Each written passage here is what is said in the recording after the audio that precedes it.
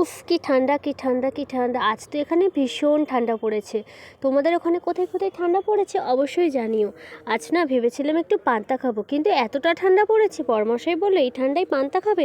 তো এই শোনাতে তো আমি ধন্য ধন্য হয়ে গেলাম। তারপরে ভাবলাম নিচে না পান্তা তাহলে আর খাবো না, পান্তাটাকে কী করা যায়। তো ভাবলাম তাহলে পান্তাটাকে একটু ফ্রাই করে নিই। ওমা পান্তা ফ্রাই করতে এসে দেখি না ফ্রিজে ডিম ছিল, ডিমটা একটু ফাটা ছিল। ওমা সে দেখি আর ভাঙতেই পারছি না, লাস্টে সিদ্ধ ডিমের মতন ছাড়িয়ে নিয়ে ভাজা শুরু করে দিলাম, কারণ আমিও ছেড়ে দেওয়ার পাত্রে নেই। তো ভাবলাম যে পান্তাটাকে তাহলে ফ্রাই করে নিলে গরম গরম খেতেও ভালো লাগবে।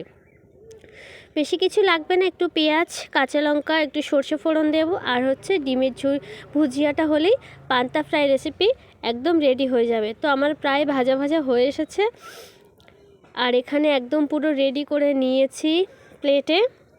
আর এবার আমি যাব ছাদে। তো ছাদে চলে এসেছি, আর আমার সব থেকে পছন্দের কালার হচ্ছে পিঙ্ক, সেই পিঙ্ক কালারের টাওয়ালটা নিয়ে চলে এসেছি। আর ছাদে না প্রচণ্ড রৌদ্র, প্রচণ্ড গরম লাগছে। তো টাটা।